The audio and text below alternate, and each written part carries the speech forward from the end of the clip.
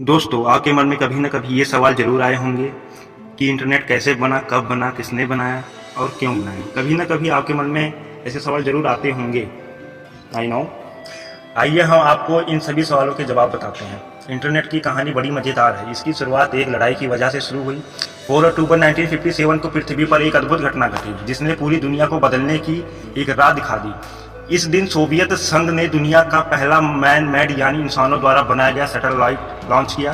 दुनिया के पहले सैटेलाइट का नाम स्पुतनिक था। ये खबर काफ़ी तेज़ी से पूरी दुनिया में फैल गई।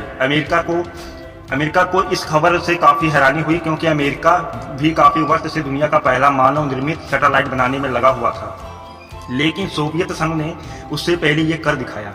इस वजह से दोनों देशों के बीच थोड़ी नोकझोंक शुरू हुई और इन दोनों देशों के बीच एक कोल्ड वार शुरू हो गई। इस एजेंसी के नाम में काफ़ी बदलाव हुए। 1972 में इसका नाम दरपा हो गया यानी defence advance research project agency.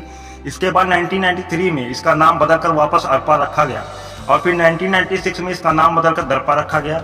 इस एजेंसी की शुरुआत करने के पीछे अमेरिका के राष्ट्रपति का मकसद अपने देश में साइंस एंड टेक्नोलॉजी को दूसरे देशों की तुलना में आगे बढ़ाना था।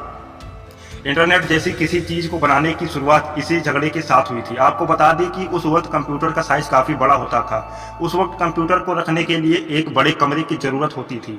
हम अगर आसान भाषा में बात करें तो उस वक्त के कंप्यूटर में मैग्नेटिक टेप का इस्तेमाल किया जाता था। उस वक्त मल्टीपल कंप्यूटर यानी एक से ज्यादा कंप्यूटर को किसी एक नेटवर्क से जोड़ने का कोई भी जरिया नहीं था। उन दिनों अरपा तेजी से अपने विज्ञान को विकास कर रही थी, लेकिन मल्टीपल कंप्यूटर के एक साथ काम न कर पाने की समस्या उनके काम में बाधा डाल रही थी। इस वजह से अरपा ने सोचा कि क्यों न कुछ ऐसा बनाया जाए जिसके जरिए बहुत सारे कंप्यूटर को एक साथ एक नेटवर्क पर चलाया जा सके।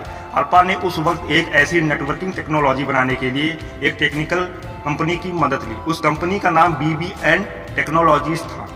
इन दोनों का एक मकसद 4 अलग अलग ऑपरेटिंग सिस्टम वाले 4 अलग अलग कंप्यूटर को एक साथ एक सिंगल नेटवर्क के जरिए कनेक्ट करना था। इस नेटवर्क का नाम ARPANET दिया गया। 1957 में अमेरिका के राष्ट्रपति डेविड डी ने उन्होंने सोवियत संघ के साथ नोकझोंक के बाद 1958 में एक एजेंसी की निर्माण किया जिसका नाम था अरपा यानी advance research project agency. Agency को देश की तकनीकी ताकत में काफी ज्यादा और तेजी से बढ़ाने के लिए बनाया गया था। ARPANET दुनिया का पहला ऐसा इंटरनेट कनेक्शन बन गया जिसमें TCP/IP प्रोटोकॉल यानी इंटरनेट रूल को लागू किया गया। आपको बता दें कि यह TCP का मतलब ट्रांसमिशन कंट्रोल प्रोटोकॉल और IP का मतलब इंटरनेट प्रोटोकॉल है। आपने IP एड्रेस के बारे में तो जरूर सुना होगा। इसका मतलब यही होता है कि इंटरनेट प्रोटोकॉल का एड्रेस क्या है। लिहाजा दुनिया भर में इंटरनेट का आना और फैलना अरपा की ही देन है। इसके बाद लगातार इस नेटवर्क सिस्टम को बेहतर बनाने का काम चलता रहा। 1973 में इंजीनियर्स और वैज्ञानिकों ने सोचा कि ARPANET को पॉकेट रेडियो से जोड़ दिया जाए। पॉकेट रेडियो एक डिजिटल रेडियो संचार मोड है जिसका उपयोग डेटा के पैकेट भेजने के लिए किया जाता है। पैकेट रेडियो डेटाग्राम प्रसारित करने के लिए पैकेट स्विचिंग का उपयोग करता है। पैकेट रेडियो का उपयोग डेटा लंबी दूरी तक संचारित करने के लिए किया जाता है। पैकेट रेडियो का अगर आसान भाषा में समझाएं तो इसका इस्तेमाल 2 कंप्यूटर को कनेक्ट करने के लिए रेडियो ट्रांसमीटर और रिसीवर का इस्तेमाल किया जाता है। इसकी वजह से 2 कंप्यूटर को जोड़ने के लिए किसी फोन लाइन या किसी वायर की जरूरत नहीं होती।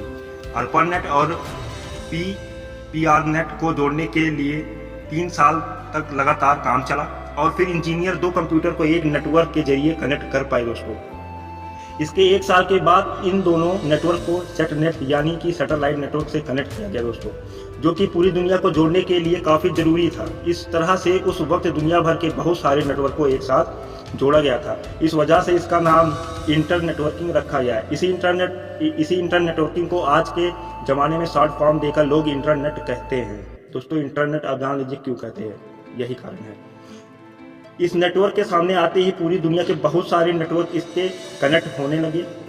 इसके बाद 1989 में एक इंग्लिश वैज्ञानिक टिम बर्नर्स-ली ने एक नया सिस्टम तैयार किया जिसके जरिए दुनिया का हर इंसान कहीं से भी किसी भी चीज़ की जानकारी इंटरनेट पर सिर्फ एक URL के जरिए ढूंढ सकता है। इस सिस्टम को दोस्तों www का नाम दिया गया यानी कि वर्ल्ड वाइड वेब। आप www के बारे में तो जानते ही होंगे दोस्तों। WWE की सफलता के बाद इसमें लगातार विस्तार किए गए और आज के ज़माने में हमारे पास इंटरनेट का एक विस्तार रूप मौजूद है। आज कंप्यूटर के साथ साथ phone, smartphone, smart TV, smart watch, tab, camera जैसी बहुत सारी चीज़ों को इंटरनेट से जोड़ दिया गया। इसी तरह से आने वाले कुछ सालों के बाद हमारे आसपास की लगभग हर चीज़ इंटरनेट से जुड़ जाएंगी और हमारी ज़िंदगी काफ़ी आसान बन जाएंगी।